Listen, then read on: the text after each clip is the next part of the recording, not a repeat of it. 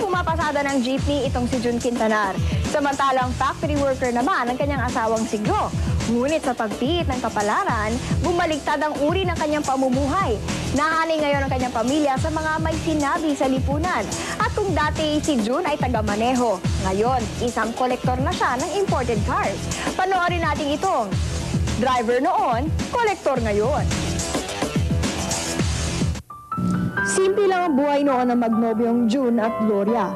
Mga magsasaka lamang ang mga magulang ni Gloria habang isang maliit na karinderya ang negosyo ng pamilya ni June. Simple rin ang kanilang mga pangarap, ang makapagtapos ng pag-aaral at makatulong sa kanilang mga magulang. Para sa akin, siyempre lumaki ako sa hirap. Hindi ko nakakalain na pwede pa kumunlad. Kaya yan, 2 buwan akong pinipilit. So that was November of 95. Tapos sumali ako, January na. That time, nagsara na yung factory namin, wala na akong trabaho. Taong 1995, si June ay pumasada sa rutang Pasig-Quiapo, habang si Gloria ay nagtatrabaho sa isang pabrika. May tuturing parang isang kahit isang tuka ang naging buhay nila noon. Pagkatapos ng 6 na taon, heto na sila.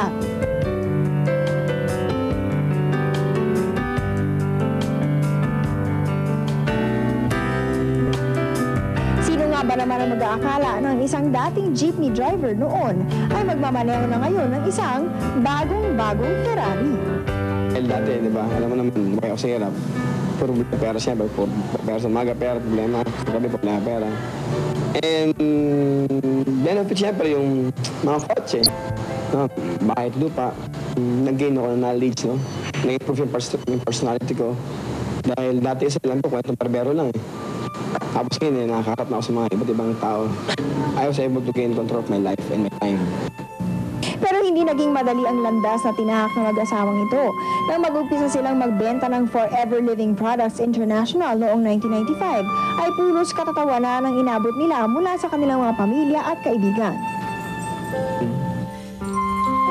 Kinukutsa ka ng kaibigan mo, yung mga tao na akala mong sasama sa'yo, yung pinangapi sa'yo. Mga inimbita namin, alam mo sumasama, kaya lang iba tinatawanan kami. Tapos sinasabihan pa kami na sirado ang ulo namin. Ngunit mula sa pangunahing cheque na nagkakahalagang 780 pesos ay lumaki ito hanggang naging 7,000 hanggang umabot sa 1,000,000 piso. Ang maganda sa amin, hindi kami tumitigil ng paghanap ng tao. May umayaw sa amin, naghanap kami ng panibago. Alam mo kung sino unang umayaw sa amin? Yung pamilya namin, kaibigan, kasama sa bahay. Lahat yan yung agad sumama. At sa kanilang pagpupursigi ay nakamit nila ang kanilang mga pangarap.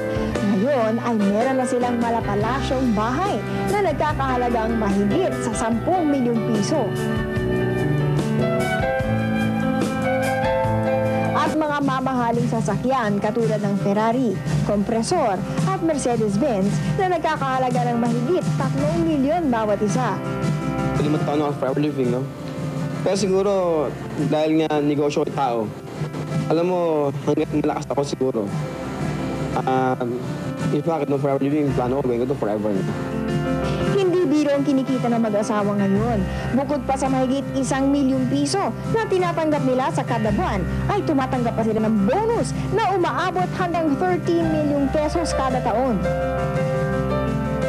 Malaki at magara ang 3-story house ni June at Gloria. Kompleto sa mga gamit at punong-puno ng mga mamahaling mga gamit mula sa iba't ibang bansa. Mayroon ding sariling bilyaran at movie system si June sa 3rd floor ng kanyang bahay. Mahilig si June mag-alaga ng mga asong purebred. Ang mga asong ito ay mga mamahaling breed katulad ng Saint Bernard na hindi sanay sa init dito sa Pilipinas, kung kaya't pinagawan sila ni June ng kanilang sariling air-conditioned na kwarto. Minsan, maraming tao, no, bigit ng pera milyones, pero ang mabigat niyan, walang panahon sa pamilya nila. Eto ngayon, tignan mo ako kung kailan ko buksan ng trabaho, kung kailan ko sumutang sa bahay. At kahit ibang-iba na ang buhay nila June at Gloria, hindi nila nalilimutan kung saan sila nanggaling. Kasi ayaw namin na kami lang ang makatikim ng ganitong blessing. Gusto namin lahat makasali dito. Mas lalo pang pinagtibay ang kanilang pagsasama dahil sa kanilang nag-iisang anak na si Fiona Glorian. Higit sa lahat, hindi nila makakalimutan ang mga taong tumulong sa kanila. Sa mundo pala, basta gusto mo, may blessing ng Lord, lahat possible.